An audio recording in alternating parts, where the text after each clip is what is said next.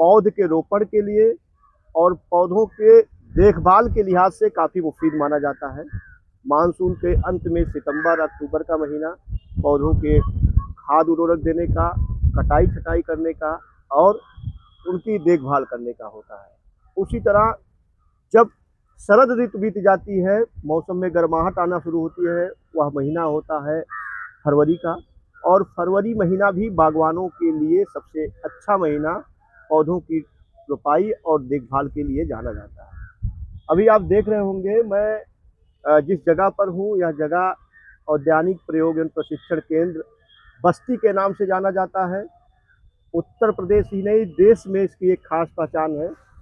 और यह जो है केंद्रीय पौधशाला, आदर्श पौधशाला और इसके प्रदर्शन क्षेत्र जो इजराइल के सपोर्ट से संचालित है, जिसे Indo Israel centre of excellence for mango के नाम से जानते हैं, एक बृहत क्षेत्रफल को समेटे हुए हजारों की संख्या में बहुत सारे फलदार पौधों और सब्जियों के पौधों को तैयार करने के लिए जाना जाता है। इन दिनों बस्ती जिला मुख्यालय पर, जिसे हम औद्यानिक प्रयोग एवं प्रशिक्षण केंद्र का मुख्यालय भी कह सकते हैं, इस मुख्यालय पर केंद्रीय पौधशाला जिसकी सबसे पहले शुरुआत हुई थी, उस पौधशाला पर है। और उस पौधशाला के प्रभारी या इंचार्ज कह लें, जो इन दिनों देश भर में, चाहे हम उत्तर प्रदेश की बात करें, महाराष्ट्र की बात करें, गुजरात की बात करें, पंजाब की बात करें, हरियाणा की बात करें, जितने भी राज्य हैं उन राज्य में, सब राज्यों में वायरल हो चुके हैं और हर कोई उनको पहचान और जान रहा है।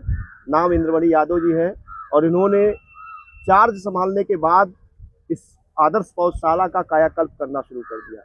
जिन बागवानों की शिकायत थी कि वहां जाने के बाद पौधों की शॉर्टेज रहती है, उस शॉर्टेज को दूर करने का काम किया। बहुत सारे लोगों को लगता था कि आदर्श पौधशाला में रंगीन पौधे, बौने पौधे आम के नहीं मिलते हैं, उनकी भी शॉर्टेज खत्म की।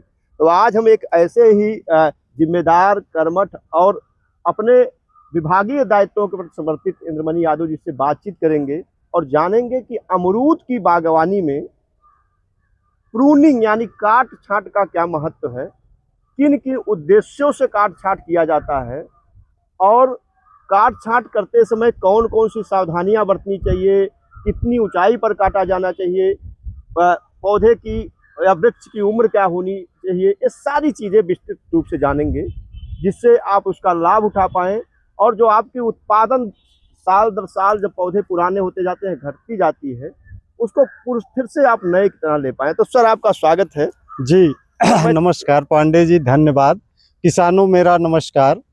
देखिए, आपने बहुत अच्छा मुद्दा उठाया है। ये हमारी आवश्यकता होती है कि किसी भी बाग की काट छांट रख रखाव करा जाए, तभी अच्छा उत्पादन मिलता है। तो आज हम लोग अमरूद पे चर्चा कर रहे हैं कि अमरूद की हमारी यहाँ कटाई मैं करवा रहा हूँ, ये कार्यक्रम चल रहा है। तो ये क्यों किया जा रहा है और इससे क्या लाभ होगा, इस पे हम लोग चर्चा करने चल रहे हैं। तो आपको बता दें कि किसी भी पौधे की काट छांट का उचित समय जो होता है, वो उस फसल का, उस फलदार पौधे का जो फल अंत हो जाए, जब उसी समय किया जाता है। चूँकि इस साल क्लाइमेट का कुछ ऐसा रहा है कि अमरूद में इस सीजन में थोड़ा फलत कम आई हैं। हमारे पौधे में एकदम कम रही, क्योंकि इसकी देखभाल भी थोड़ा अच्छी नहीं हो पाई थी। तो हम लोग इस समय इसको कटवा रहे हैं और बहुत अच्छा समय है, इसका जीर्णोद्धार एक प्रकार से हो जा रहा है। तो कटवाने का मुख्य उद्देश्य ये होता है भैया कि हम इसके काट छांट करके इसके रोगी, दोषी, कटे फटे पुराने तने और कीड़े से लगे हुए पत्ते सब छट कट के एकदम साफ सुथरा पौधे को बना दिया जाता है। और यह बनाने का मुख्य उद्देश्य है कि यदि बहुत पुराने पौधे हैं तो भी उसमें जो है इसकी काट छांट की ज़रूरत पड़ती है, क्योंकि अमरूद में खास करके जब भी आप देखेंगे तो नए कल्लों में अच्छी फलत आती है। जब भी फलेगा वो ऊपर जहाँ पत्ती नई ले रहा है वहाँ ही फल लगता है। अब इसमें हम देख रहे हैं कि सब पुराने हो चुके थे और कुछ न कुछ इसमें त्रुटियां आ चुकी थी, तो इसकी कटाई की जा रही है। अब कटाई से फ़ायदा ये होगा कि नए कल्ले आएंगे, नई टहनियाँ आएंगी और अधिक फलत होगी, जिसके कारण हमको लाभ मिलेगा। प्लस यहाँ नर्सरी पे हमारे ये पौधे हैं, चूँकि हमको पौधों से नए पौधे भी तैयार करने हैं, इनका साइन लेना है, इनकी ऊपर की टहनी के पार्ट को लेकर के नया पौधा तैयार करते हैं, तो उसके लिए हमें इसकी काट छांट करनी पड़ी। अब बहुत अच्छे स्वस्थ मिलेंगे कल्ले। अब ये मेन उद्देश्य है। दूसरा, अगर फलत आप ले रहे हैं, पुराने पौधे हो गए हैं, रोग लग गए हैं, उसकी भी काट छांट आप करते हैं तो नए कल्ले आएंगे, नई शाखाएं आएंगी और पौधे का एक प्रकार से नया जीवन प्रदान किया जाता है इस जीर्णोद्धार, इस काट छांट के माध्यम से। अब फायदा ये रहेगा कि जो अनावश्यक टहनियाँ थी वो काट के हटा दी गई हैं, जो घना इसको बना रही थी, जो पौधे में धूप को पहुंचने से रोक रही थी। सभी पत्तियों पे पौधे की सभी जगह, सभी शाखाओं पे धूप न लगने से फल कम आते हैं और जो आते भी हैं वो स्वस्थ नहीं रहते। अर्थात धूप इनके लिए जीवन दान है और धूप पड़ती है तो पौधों का स्वास्थ्य, फल का सब अच्छा आता है, क्वालिटी अच्छी आती है उसकी। तो अब काट छांट होने से अब इसकी समय समय पे काट छांट आगे भी होती रहे। इसको एक हमें आकार देना है, इसका एक गोलाकार बनना है, एक छाते के रूप में ये डेवलप किया जाना है, जिससे हमारे ज़्यादा से ज़्यादा शाखाएँ वो खुली धूप पाएँ और स्वस्थ रहें, अच्छा फल दें, अच्छी शाखाएं से हम लोग इसको जो है नए पौधे तैयार करें। अब इसमें जो है ध्यान यही देना है कि काट छांट जब भी करें तो आप तत्काल इसकी आगे की पौष्टिकता का और दवा दारू का वो उपयोग करना जरूरी हो जाता है। अच्छा सर, मैं एक चीज़ और जानना चाह रहा हूँ जी। एक उदाहरण दिया जाता है कि जैसे किसी मनुष्य को, किसी पशु को कोई घाव हो जाए जी। तो उसको इन्फेक्शन से बचाने के लिए, उसको असंभावित मृत्यु को से बचाने के लिए उस पर कुछ दवाएं लगाई जाती हैं, कुछ एंटीसेप्टिक लगाए जाते हैं, bacterial infection, viral fungal infection से बचाने के लिए लगाए जाते हैं। तो क्या पौधों को भी इस तरह की जरूरत पड़ती है जिससे उनको इन्फेक्शन का डर बना रहता है काटने के बाद? जी जी, एकदम। पौधे भी हमारे एक जीव ही हैं, लाइव हैं, इनमें भी ग्रोथ है, तो इनमें भी इन्फेक्शन होते रहते हैं। अब काट एक प्रकार से पूरा टहनी काट दी गई। एक साधारण चीज़ आपको बता दें कि इसकी जो पत्तियां हैं, इसी पत्ती से भोजन बनाता है। अब काट दिया गया, पत्ती खत्म हो गई तो ये बहुत उस स्थिति में आ जाता है कि भोजन भी नहीं बन पा रहा है और अगर और रोग दोष हैं तो भी हावी होना चाहेंगे। तो उसके लिए देखिए, आप देख रहे हैं भाइयों कि ये हल्का ग्रीन कलर का एक लेप हमने हर जगह लगवाया है। इसका ये उद्देश्य ही है कि हम इन पौधों की सुरक्षा को ध्यान में रखते हुए इस पे फंगल इन्फेक्शन न हो सके। तो ये एक प्रकार से फंगिसाइड है जो कि COC नाम से मिलती है। आप कॉपर ऑक्सीक्लोराइड का प्रयोग ये घोल के रूप में करके जहाँ भी कटा भाग है वहाँ बढ़िया से लेप लगाया जाता है। अब आप संयोग देखिए, हम लोग जहाँ वीडियो बना रहे हैं ये टहनी छूट गई, ये आप जरा सा और दिखाएं। हाँ, मेरे जो साथी हैं इसको और क्लोजअप कर जी। एक टहनी कॉपर ऑक्सीक्लोराइड लगाने से छूट गई है, तो ये देखिए इसमें अंदर से एक रस रिसाव हो रहा है। इसके अंदर का जो वो है भाग, रसीला पार्ट, वो निकल कर अब जैसे घाव हो गया तो इसे इसको भी घाव हो गया है, इस पे दवा नहीं लग पाई, तो ये रिजल्ट है। अब जैसे रक्त, हाँ, रक्त बह रहा है इनका। और अगर देखिए वही चीज यहाँ है, इन शाखाओं में वो चीज कहीं नहीं, क्योंकि तत्काल इसका ट्रीटमेंट कर दिया गया।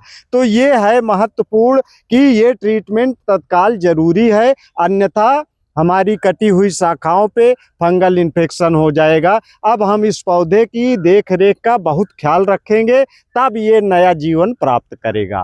सर, एक चीज़ और देखा जाता है कि जो पौधों की प्रूनिंग होती है, उनकी जो मुख्य तना है, जड़ है, वहाँ से कोई एक निर्धारित ऊंचाई पर उनकी कटाई की जाती है या कहीं से भी पौधे को काटा जा सकता है? नहीं, कहीं से नहीं काटना है, शुरू से अगर ख्याल किया जाता है तो 1.5 से 2 मीटर की ऊंचाई पर ये कटिंग कराई गई है। और उसका मुख्य उद्देश्य है कि हमारी आवश्यक जो ब्रांचेज पहले से निकली हैं ये बची भी रहें। क्यों कि अब इन्हीं शाखाओं से हमारी नई शाखाएं निकलेंगी, अधिक मात्रा में निकलेंगी। अगर हम ज़्यादा नीचे से काट देंगे तो एक वो गुच्छानुमा झाड़ी नुमा पौधा विकास करेगा, जो कि फिर से काट छांट तत्काल ज़रूरत हो जाएगी। जो चीज़ हम बचा रहे हैं वही हो जाएगा। इसलिए थोड़ी ऊंचाई पे जहाँ से ये शाखाएं कल्ले निकले हैं और थोड़ा पार्ट इनका बचाया भी जाता है, क्योंकि अगला पौधे का भविष्य इन्हीं शाखाओं पे निर्धारित है। तो इनको बचा करके 1.5-2 मीटर पर कटाई की जाती है। सर एक चीज और मैं देख पा रहा हूँ, जितने भी पौधे पूरे इस मदर ब्लॉक में दिख रहे हैं जी इस मदर ब्लॉक में, चाहे वो छोटा पौधा हो या बड़ा पौधा हो, जी कुछ ऊंचाई तक उसमें एक सफेद रंग का कोई रसायन लगाया गया है। किस उद्देश्य से लगाया गया, इस मिक्सचर का नाम क्या है और क्यों लगाते हैं? देखिए, ये बहुत ज़रूरी चीज़ है जो सफ़ेद आपको दिख रहा है। इसमें मूल रूप से चूना मिला हुआ है। चूने के साथ जो है चूने में 2 क्वालिटी होती है, बुझा चूना, अनबुझा चूना। तो अनबुझा चूना जो रहे और उसके साथ नीला थोथा, 2 चीज़ें बराबर मात्रा में ले करके दोनों के बराबर अपना घोल अलग अलग बना करके फिर एक साथ धार बना करके ये पेस्ट तैयार करना है और इसको बोर्डो मिक्सचर कहते हैं। यह लगाने से क्या है कि ये भी एक फंगिसाइड का काम करता है और कीड़े मकोड़े भी हमारे जो नीचे से चूने के प्रभाव से नीचे से पेड़ पे ऊपर चढ़ के हमारे पेड़ को रोगग्रस्त बनाते हैं, उनसे भी ये सुरक्षा प्रदान करता है। और यह बहुत ज़रूरी चीज़ है कि ठंडी के सीजन में ही आप इस लेप का प्रयोग किसी भी फलदार पौधे में करवाएं। अच्छा सर, मैं देख पा रहा हूँ कि अभी इसकी कल प्रूनिंग हुई और पौधों को एक अच्छी मात्रा में अच्छी से सिंचाई कर दी गई। जी। तो कटाई के बाद क्या सिंचाई का बहुत विशेष महत्व हाँ होता है? जी, देखिए ऐसा है, जब भी हमारे आदमी में आप देखिए कि आपका ऑपरेशन हुआ, तत्काल आपको जो है इंजेक्शन लगेंगे और चढ़ेगा। तत्काल जो है ड्रिप चढ़ेगा। तो ड्रिप से मतलब है कि आपकी अंदर की बॉडी को बहुत एनर्जी की बहुत आवश्यकता बढ़ जाती है। ये पौधे ही आप देखो कि ये टहनी कटी और इतना स्राव इसको करना पड़ा। ये स्राव क्या है? ये स्राव अपनी सुरक्षा में निकाल रहा है कि कोई भी इन्फेक्शन अगर करने बैक्टीरिया फंजाई बैठते हैं तो वो इस घोल से धुल जाएं, बाहर निकल जाएं, ये अंदर न प्रवेश करने पाएं। इस प्रकार की इनकी समस्या है। प्लस इनको हील अप करना है सारे घाव को और इसके बाद नई ब्रांचिंग की। तो जब पानी दिया जाता है तो पानी के साथ आरी बगल से आप जो भी पौष्टिकता है पौधे को मिलेगी और पौधे में ताजगी आएगी। आगे के फुटाव में इसको बड़ा राहत मिलेगी, जल्दी हो जाएगा। बहुत सारे बागवान भाई जब इस पे पौधे को, अपने वृक्ष को पोषण देते हैं, पोषक तत्व देते हैं, तो ये जो तना है इसके बगल से देते हैं जी। और जो जानकार आप जैसे जो एक्सपर्ट हैं उनका कुछ दूसरा राय रहता है कि वो जी जी जी अलग तरीके से पौधे को खाद उर्वरक दे। तो क्या हाँ। तरीका है? देखिए, पौधा जैसे शुरुआती दौर में पतला है, जड़ें थोड़ी सी हैं तो जड़ बगल में ही है, लेकिन जैसे जैसे पौधा बढ़ता है तो जड़ें खुराक की खोज में बाहर बगल अगल बढ़ रही हैं। अब हमको खुराक देना है तो जब हम यहाँ देते हैं तो यहाँ तो मूल जड़ है जो मुसला जड़ बोलते हैं, जो पौधे को सपोर्ट देती है कि खड़ा रहे, स्थिर रहे, हवा आंधी तूफान से गिरे पड़े ना। लेकिन जो जड़ें हमारी अंदर बाहर फैलती हैं वो पतली झकड़ा जड़ें, जिसको फाइबर रूट्स कहते हैं, वो पतली जड़ें बाहर ही हैं, दूर पर हैं, फैली हुई हैं, वो खोज रही हैं खाना। अब अगर हम खाना उनके पौष्टिकता को वहाँ देंगे तो वो नहीं पाएंगी। वो थोड़ा दूर, जिस हिसाब से पौधा मोटा होता जाएगा उस हिसाब से वो गोलाई एक हम जो विधि अपनाते हैं, रिंग बनाते हैं, वो दूर होता चला जाता है। वैसे कम से कम जैसे ये पौधा है तो इसको कम से कम 1 मीटर दूर पर हम देंगे। अब जैसे ये हमारी है तो इसमें जो पानी गया अब इसको बड़े आराम से मिलेगा। अगर हम खाली यहीं पानी दें तो ये पौधे के ज़्यादा काम का नहीं है। पौधे की पतली जड़ें पानी और खुराक को खींचती हैं, तो ये एक रिंग बना करके हम लोग इसमें उर्वरकता देते हैं, या ड्रिप से सिंचाई जो करते हैं तो उसमें घोल के देते हैं। अवशोषण मेन उद्देश्य है कि ये जड़ें जो अवशोषण करने वाली हैं उनके पास हमारा ये खाद उर्वरक पहुँचे, जिससे पौधे के काम में हमारे आए। एक अंतिम सवाल चलते चलते, बहुत सारे बागवान भाई इस डर की वजह से प्रूनिंग नहीं करते हैं कि जब वो प्रूनिंग कर देंगे तो कई वर्षों तक उनको फ्रूटिंग नहीं मिलेगी, फलत नहीं मिलेगी। तो जो उनके दिमाग में एक बात भरी हुई है वो कितनी सच्चाई है कि क्या वास्तव में फ्रूटिंग बहुत देर बाद मिलती है, या इस प्रूनिंग के बाद और अच्छी फ्रूटिंग साइज और अच्छा आना शुरू हो जाता नहीं, है? देखिए ये किसानों का मिथक है। अगर समय से आप प्रूनिंग कर दिए हैं तो आपका फलत जो है हो सकता है पहले साल थोड़ा सा प्रभावित हो, लेकिन वो क्वालिटी इतनी स्टैंडर्ड फलों की आएगी और इसके बाद तो पौधा एकदम नए हो जाते हैं, तो और अच्छी फलत बढ़ जाती है। अब जिसे हमारा उदाहरण आप ले, ये कुल मिला करके 10-12 टहनियाँ रहीं और इसमें फिर गुच्छेदार पतली पतली रहीं। फल लेने की क्षमता जो इनमें थी वो कमज़ोर पड़ जाती है, घना भी हो जाता है, धूप नहीं लगने से क्वालिटी भी फल की नहीं आती।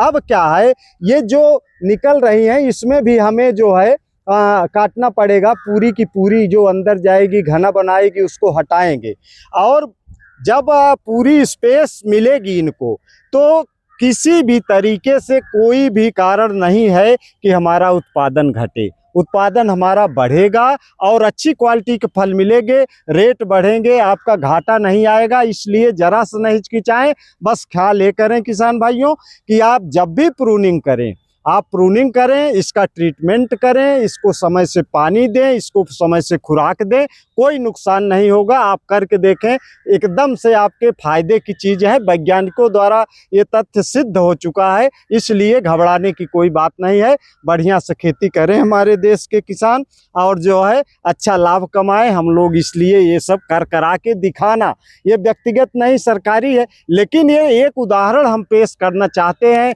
कि देखिए ये किया जा रहा है। आगे फिर हम इसका आपके पास वीडियो बनवाएंगे इनसे कि आप फिर देखें कि क्या हालत है, पेड़ में कितना अच्छाई आ जाएगी, कितना सुधार आ जाएगा, संभावनाएं बढ़ जाएंगी कि हाँ आप पौधे में हमारे अच्छी फलत आएगी, अच्छी कमाई होगी, अच्छा हमारा आमदनी बढ़ेगा। सर, बस्ती के पौधशालाओं के प्रति, जो सरकारी पौधशाला थी उसके प्रति लोगों की एक अवधारणा बन गई थी कि पौधे नहीं मिलते हैं।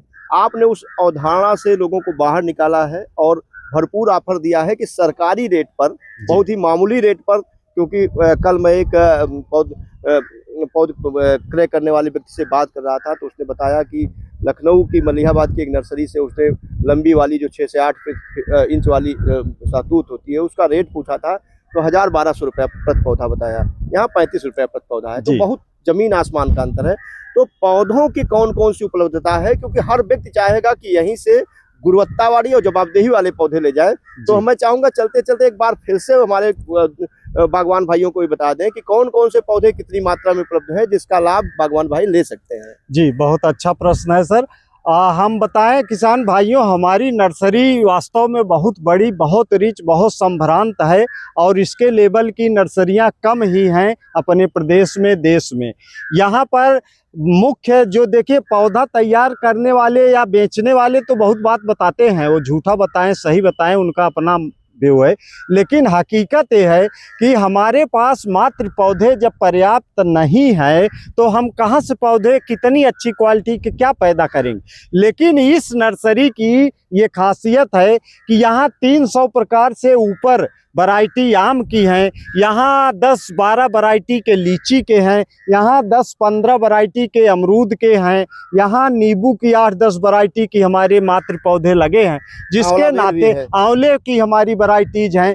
तो जिसके नाते हम लोग क्या करते हैं कि भाई हमको विभिन्न वैरायटी पौधा तैयार करने में कोई परेशानी नहीं है। हमारे पास स्टाफ जो है, हम उसका भरपूर उपयोग कराना चाह रहे हैं, पब्लिक को लाभ दिलाना चाह रहे हैं। और रेट तो हमारा सरकार ने निर्धारित कर दिया है, उसमें किसी को कहने की कोई गुंजाइश नहीं, किसी प्रकार की बार्गेनिंग ना हो। इसके लिए हमारे अधिकारी ने, हमारे संयुक्त निदेशक ने जगह जगह बोर्ड लगा दिया, बड़े बड़े सभी फलदार पौधों के जो भी रेट हैं वो रेट उसके साथ उपलब्ध वैरायटी तथा रेट उसके साथ लगा दिया गया है। और हम लोग को खुशी यही है कि हमारे ज़्यादा से ज़्यादा किसानों के पास हमारे द्वारा उत्पादित अच्छा उच्च गुणवत्ता युक्त पौधा पहुँचे, ये हमारी सफलता होगी। इस समय वर्तमान की हालत बता दें कि हमारे पास काफ़ी मात्रा में, अभी तो 5 दिन पहले आपने एक वीडियो बनवाया था तो उसमें जो उपलब्धता थी हमारी कि हमारे बहुत सारे किसान हमसे संपर्क किए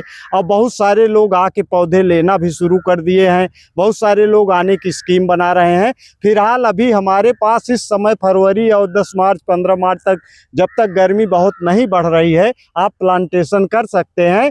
और प्लांटेशन के लिए उपलब्ध पौधों में प्रमुख रूप से आम की कई वैरायटीज़ हैं, बेल हमारे पास 2 बहुत अच्छी वैरायटी है, आंवला हमारे पास बहुत अच्छी वैरायटी है, हमारे पास लीची की 2 वैरायटी की बहुत अच्छी पौधा और उपलब्धता है, हमारे पास अंजीर है, हमारे पास अनार है। और इसके साथ साथ है, आप सहतूत का तो पूरा वीडियो ही हमारा देखें, वो भी अभी सफिशिएंट है। आप किसान भाई आएँ और पौधे ले जाएं, और जो ना आ पाएँ तो जून जुलाई में आगे फिर आएँ हमारे पास। हम प्रयास कर रहे हैं कि किसानों को लौटना ना पड़े, उनको मिलता रहे। हमारा जो निर्धारित लक्ष्य है, हम उससे आगे उत्पादन करके किसानों को लाभ पहुंचाएं और उससे प्राप्त आय को सरकारी कोष में जमा करें। यही हमारी सफलता है किसान भाइयों।